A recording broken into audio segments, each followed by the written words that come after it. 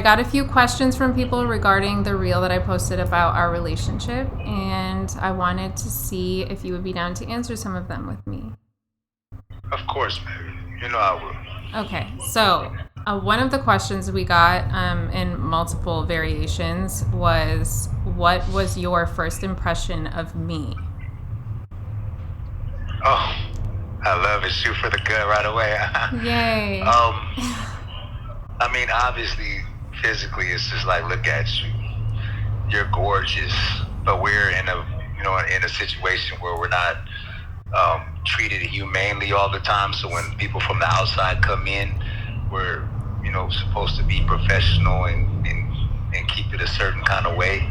So I tried to do that, but in the inside, I was like, look at this girl. Okay, I think you have a story about me being an ice queen that you are tiptoeing around, maybe trying to be sweet, but that's not how I remember it. I think I recall you saying that I had a limp handshake. So what's that about? Okay, this is my story, and I'm sticking to it. So I greeted everybody in between the lines with a handshake. Some of the guys, with the dab hug that we do on the basketball court, kind of like an athletic thing. But when I went to go shake your hand, you were sitting down next to somebody else that was part of the group, and you were very I don't want to say cold, because you weren't cold, but you didn't really seem interested in shaking my hand. So your hand was kind of limp. So when I shook it, you just kind of like shook it and looked down and off and to the right. Yeah. So I didn't know. Yeah. I mean, it was kind of a big deal being in prison for the first time. And being the only girl, it was a little overwhelming. Yeah. So I apologize for the limp handshake. Okay, another question. What lit the spark for you towards him and him towards you?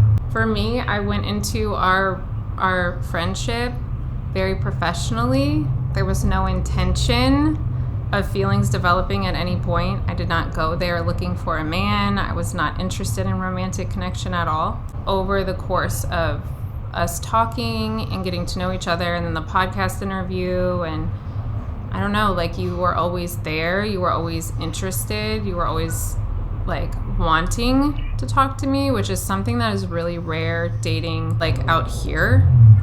So I didn't really know what to do with that, I think. And I don't know, I can't remember what conversation we had, but there was like a question you posed, and you were like, would you ever date somebody that's in prison? And I remember being like, no. Would I? I don't know. Like, right. I think just like you as a person and the way that you communicate with me and how you listen and understand me, we have very similar backgrounds in a very different way. Like the adversity part, I think we share, which made me feel connected to you. And you're really, really handsome. Oh, thank you. I appreciate that, baby.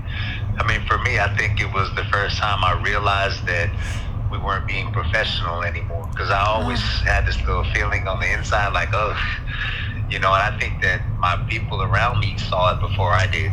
Maybe I was acting a certain way and trying to be kind of cool about it and not really put up, the idea that I was interested. But then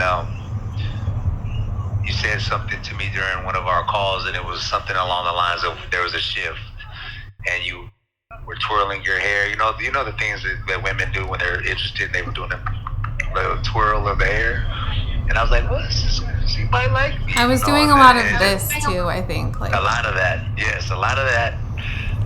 yes, that one especially. Face plating. And I think, okay, that's some new shit. I don't know about that, but it was cute.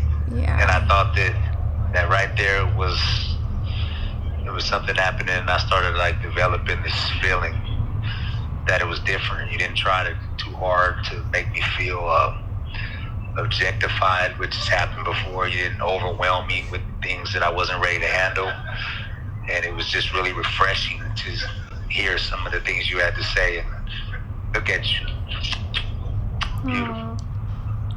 Okay, there's a question for you. If you could get out tomorrow, what would be the first thing you would do? I would go to the beach. I don't know if anybody has heard my story or listened to some of the things in my bio, but that was one of my favorite places to be when I was a kid. I used to try to get there as much as I could, and when I'm sitting at the beach or when I'm listening to the ocean and I'm looking over the water, like everything else seems so big. I don't have to worry about the things in my life that are bothering me. I just look over the ocean and just think to myself, look at this, like how big and vast, incredible it is.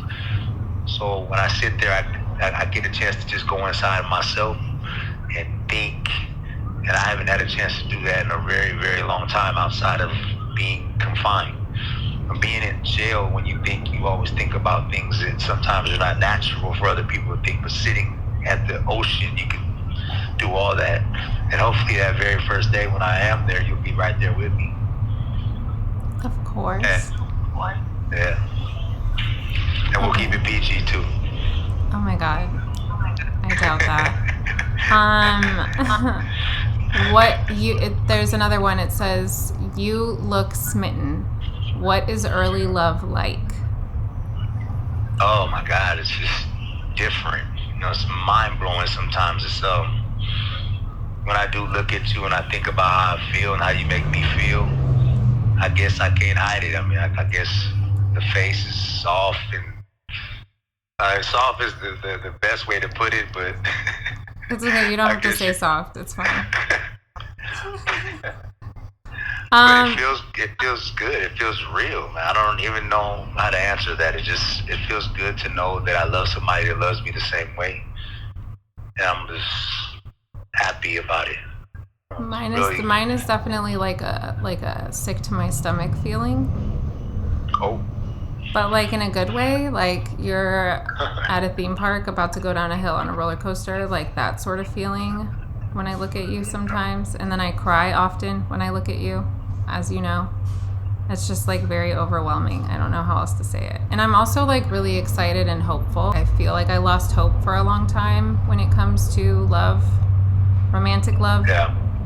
And I feel like I have a second chance or fourth chance at it. Well, maybe all those weren't really chances. Maybe those were just all like stepping stones to where you were supposed to be. No offense to anybody before me, but like sometimes it just doesn't work and people aren't compatible the way they think they are. Yeah. Or they're not willing to do the work. And I know my situation is a little different, but you were like handling it like a champ. As are it's you. Not easy. As are you. Baby. What is the moment you knew you wanted to take the relationship to the next level? We should visit the boyfriend topic because I remember firmly. I have been in situationships, and I think I was at a point where I was tired of being in a situationship. I'm done with that part of my life. I'm good. Like I wanted commitment, and I remember telling you, you have to ask me. Like, if we want to be together, like, it's not just going to be an assumed thing. Like, I wanted to make sure boundaries were clear and those sorts of things. So we're both, like, feeling heard and safe in our relationship. And you didn't hesitate, which I appreciate so much because it's so rare, I feel like, these days. I mean, on the inside, though, it's I don't want to use the word terrifying, but it's unnerving sometimes when you think about how prison is going to affect other people, and as I'm looking at you and I see everything that you have going on, this beautiful family, and you have priorities and responsibilities, of course I'm thinking, wow, this is something that I would want to pursue.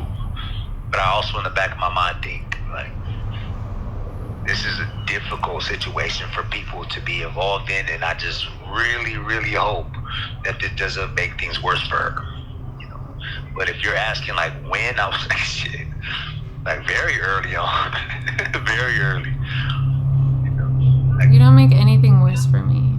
You make everything better. I'm glad, baby.